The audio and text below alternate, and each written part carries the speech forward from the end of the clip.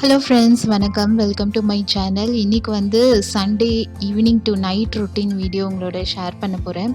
Usually every Sunday evening வந்து அந்த வீக்குக்கு தேவையான வெஜிடபிள்ஸ், ஃப்ரூட்ஸ், பால், இந்த மாதிரி ஐட்டம்ஸ், ஸ்நாக்ஸ், அந்த பசங்களுக்கு கொடுக்குற ஸ்நாக்ஸ், இந்த மாதிரி ஐட்டம்ஸ்லாம் வந்து சண்டே ஈவினிங் தான் நான் போய் வாங்குவேன் எப்பயுமே.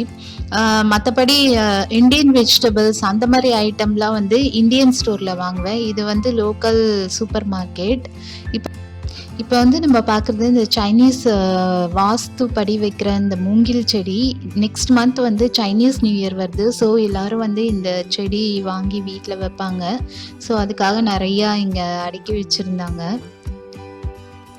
அதுக்கப்புறம் இதெல்லாம் வந்து சாமந்தி பூ பார்க்க ரொம்ப அழகாக இருக்கும். சம்டைம் நான் வெள்ளிக்கிழமை இந்த பூ கூட வாங்கிட்டு போய் கட் பண்ணி சாமிக்கு வைப்பேன். அது 3 நாள் வரைக்கும் வாடாமல் நல்லா அழகாக இருக்கும் பார்க்குறதுக்கு.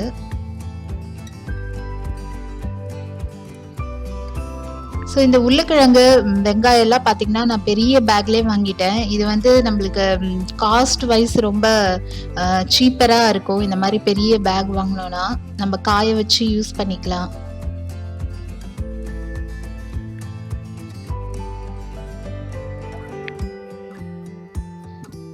ஸோ நான் இப்போ என்னென்ன ஐட்டம் வாங்கியிருக்கேன்னா, வெங்காயம், உருளைக்கிழங்கு, கொஞ்சம் வெள்ளரிக்காய், கீரை, மஷ்ரூம், காலிஃப்ளவர், கொடமிளகாய், இந்த மாதிரி ஐட்டம்லாம் லோக்கல் சூப்பர் மார்க்கெட்டே நம்மளுக்கு ஓரளவுக்கு ஃப்ரெஷ்ஷாக சீப்பராக கிடைக்கும். தயிர், பால், சுகர், அப்புறம் ஃப்ரூட்ஸு நிறையா. நான் பசங்களுக்கு ஸ்நாக்ஸ் பாக்ஸில் ஃப்ரூட்ஸும் கொடுப்பேன். ஸோ ஃப்ரூட்ஸ் நிறையா வாங்கியிருக்கேன். அதுக்கப்புறம் சீஸு, சாண்ட்விச்லாம் பண்ணுறதுக்கு சீஸ், ப்ரெட்டு, இந்த மாதிரி ஐட்டம்லாம் வீக்லி ஒன்ஸ் வாங்கிடுவேன். ஸோ முடிச்சுட்டு வீட்டுக்கு வந்துட்டு இப்போது நெக்ஸ்ட்டு நான் வந்து மாவு அரைக்கணும். அன்னைக்கு அந்த வீக்குக்கு தேவையான மாவு வந்து நான் சண்டே ஈவினிங் அரைச்சி வச்சுருவேன் நைட்டு. ஸோ டின்னருக்கு வந்து நான் பாவ் பாஜி பண்ண போகிறேன். ஸோ அதுக்கு வந்து உருளைக்கிழங்கு வேக வைக்கிறதுக்கு வச்சுருக்கேன் குக்கரில். இது வந்து ஒரு 3 விசில் வந்தோடனே நம்ம ஆஃப் பண்ணிவிட்டு அதுக்கப்புறம் இதை வந்து நல்லா மேஷ் பண்ணணும். இந்த உருளைக்கிழங்கு குக்கர் வச்சுட்டு சைட் பை சைடு கிரைண்டரை கழுவி மாவு அரைக்க போட்டுட்டேன். ஸோ அதை அரைக்கி போட்டுட்டு அதுக்கப்புறம் நம்ம மறுபடியும் வந்து காயெல்லாம் கட் பண்ணிட்டு இருந்தோம்னா டைம் கரெக்டாக இருக்கும். நம்ம மாவு அரைக்கலாம், சைட் பை சைடு சமைச்சிக்கலாம்.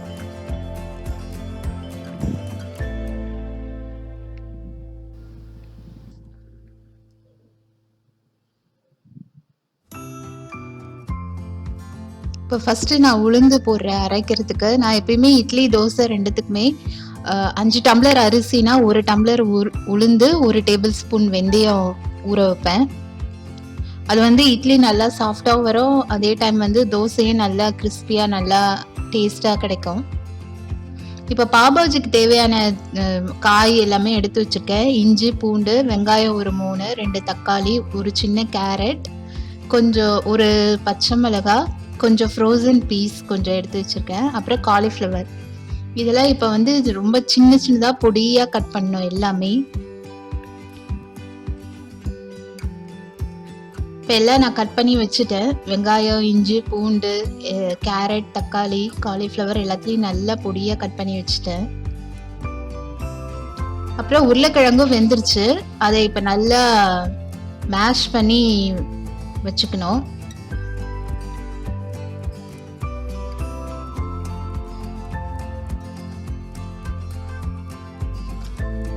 ஸோ இதெல்லாம் கட் பண்ணி முடிக்கிறதுக்குள்ளேயே நல்லா உளுந்து நல்லா அரைச்சிருச்சு சாஃப்டாக.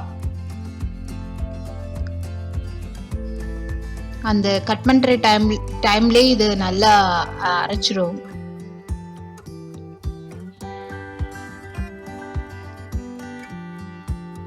ஸோ அந்த உளுந்து எடுத்து வச்சுட்டு நெக்ஸ்ட் அரிசி போட்டுட்டேன் அரைக்கிறதுக்கு. உளுந்து நல்லா சாஃப்டாக பொங்கி நல்லா அரைச்சிருக்கு.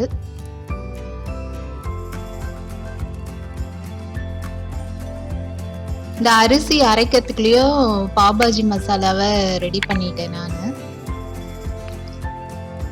அதுக்கு வந்து தேவையான அளவு எண்ணெய் ஊற்றிட்டு வெங்காயத்தை போட்டு நல்லா வதக்கிக்கணும்.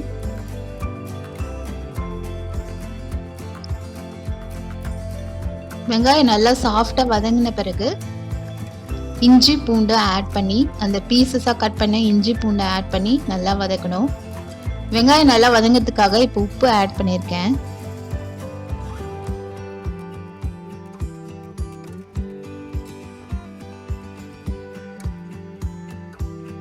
அதுக்கப்புறம் வந்து தக்காளி பச்சை மிளகாய் ஆட் பண்ணி நல்லா மூடி வச்சு வேக வச்சோன்னா நல்லா குழைவா வெந்துடும், வதங்கிடும் நல்லா.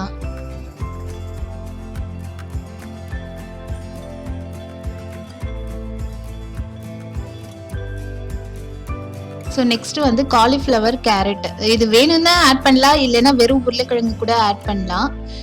ஆனால் இப்படி ஆட் பண்ணால் நல்லா ஹெல்த்தியாக இருக்கும். ஸோ அதை வந்து லைட்டாக நான் அந்த மேஷ் பண்ணுறத வச்சு நல்லா கொஞ்சம் மேஷ் பண்ணி விட்டுட்டேன். அதுக்கப்புறம் வந்து மேஷ் பண்ண உருளைக்கிழங்கு ஆட் பண்ணிட்டேன். இப்போ ஆட் பண்ணி கொஞ்சம் நல்லா வதக்கணும். அதுக்கப்புறம் வந்து பாவ்பாஜி மசாலா நான் ஆட் பண்ணுறேன். பாவ்பாஜி மசாலா இல்லைன்னா வெறும் மிளகாத்தூள், கரம் மசாலா ஆட் பண்ணணும். கரம் மசாலா, தனியாத்தூள் இதெல்லாம் ஆட் பண்ணலாம். இப்போ நெக்ஸ்ட் கொஞ்சம் நான் காஷ்மீரி சில்லி பவுடரும் ஆட் பண்ணியிருக்கேன். இப்போ இதில் கொஞ்சம் காரத்துக்காக தண்ணி வந்து அந்த கொஞ்சம் அந்த ரொம்ப கெட்டியாகவும் இருக்கக்கூடாது, ரொம்ப தண்ணியாகவும் இருக்கக்கூடாது, அந்த பதத்துக்கு வரா மாதிரி தண்ணி ஆட் பண்ணிக்கிட்டேன். அப்புறம் வந்து கஸ்தூரி மேத்தி அந்த இலை கொஞ்சம், அந்த ட்ரை லீஃப் கொஞ்சம் ஆட் பண்ணணும். ஸோ இதெல்லாம் ஆட் பண்ணி வதங்கி மூடி வச்சுட்டு அப்புறம் லாஸ்ட்டாக வந்து இந்த ஃப்ரோசன் பீஸ் ரொம்ப சாஃப்டாக இருக்கும், அதனால கொஞ்சம் லாஸ்ட்டாக நான் ஆட் பண்ணியிருக்கேன். இதை மூடி வச்சு ஒரு 5 minutes to 5 to 10 minutes நல்லா வதக்கி மூடி வச்சு வேக வைக்கணும். ஸோ இப்போ கிரைண்டரில் போட்ட அரிசியும் ஆல்மோஸ்ட் நல்லா அரைச்சிடுச்சு. கொஞ்சம் தண்ணி ஆட் பண்ணி இன்னும் கொஞ்சம் நேரம் ஓட விட்டோன்னா ரெடி ஆகிடும் மாவும். ஸோ பாவ்பாஜி வந்து முடிஞ்சிருச்சு, நல்லா வதங்கிருச்சு. இப்போ இதில் வந்து லாஸ்ட்டாக வந்து கொஞ்சம் பட்டர் ஆட் பண்ணோம், அப்போ தான் அந்த டேஸ்ட் அந்த ஃப்ளேவர் நல்லா இருக்கும்.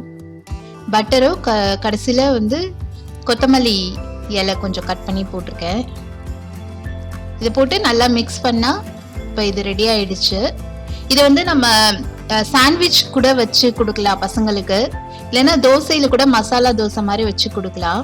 இப்போ அந்த மசாலா வந்து நம்ம பாவ்பாஜியோட சர்வ் பண்ணும்போது பச்சை வெங்காயத்தோட கொஞ்சம் சர்வ் பண்ணாதான் அது டேஸ்ட் நல்லா இருக்கும். அதுக்கப்புறம் நான் கொஞ்சம் வெள்ளரிக்காயும் கட் பண்ணி வச்சிருக்கேன், சாலடா உப்பு மிளகாத்தூள் போட்டு வச்சிருக்கேன். இப்போ இது பார்த்தீங்கன்னா இது பிளெயின் பன், இது நம்மளுக்கு பேக்கரியில எல்லாம் கிடைக்கும் பிளெயின் பன். அதை வாங்கி கட் பண்ணி இந்த பட்டர் போட்டு கொஞ்சம் ஃப்ரை பண்ணணும், அதாவது டோஸ்ட் மாதிரி பண்ணணும். இந்த பன்னை இப்படி ரெண்டா கட் பண்ணி கொஞ்சம் டோஸ்ட் பண்ணி அதுக்கப்புறம் சர்வ் பண்ணால் நல்லா அந்த ஃப்ளேவர், அந்த பட்டர் ஃப்ளேவர் நல்லா கிடைக்கும். கொஞ்சம் சூடாக நல்லா கிறிஸ்பியாக இருக்கும் சாப்பிட்றதுக்கு. ரெஸ்டாரண்ட்டில் கொடுக்குற மாதிரியே இருக்கும் டேஸ்ட் அப்போதான்.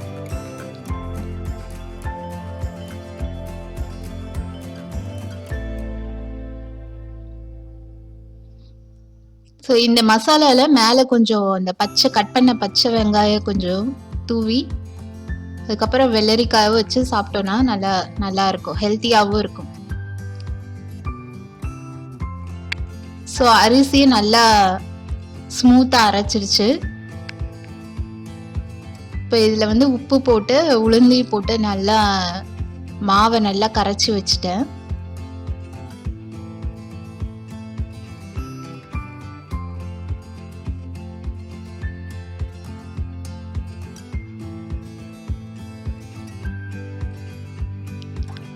நான் வந்து அந்த கிரைண்டர் பாத்திரத்துலேயே அதுலேயே தான் கரைப்பேன் எப்பயுமே, அதுதான் கரைக்கிறதுக்கு ஈஸியாக இருக்கும். அதுக்கப்புறம் நான் வந்து இந்த டப்பாவில் போட்டு ஊற்றி வச்சிடுவேன்.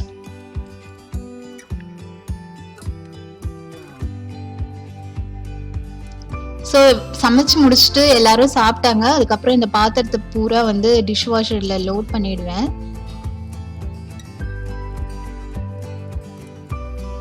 இது வந்து டிஷ் வாஷர் டேப்லெட், நம்ம ஒரு ஃபுல் லோடு போட்டோம்னா இந்த ஒரு டேப்லெட் வந்து நம்மளுக்கு கரெக்டாக இருக்கும்.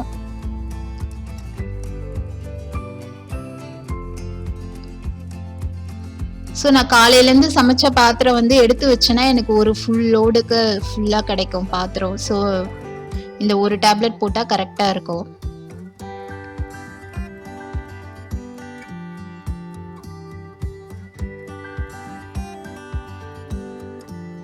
ஸோ அவ்வளோதான், கிச்சன் வேலை எல்லாம் முடிஞ்சிச்சு. ஸ்டவ் எல்லாம் க்ளீன் பண்ணி வச்சுட்டேன் எல்லாமே.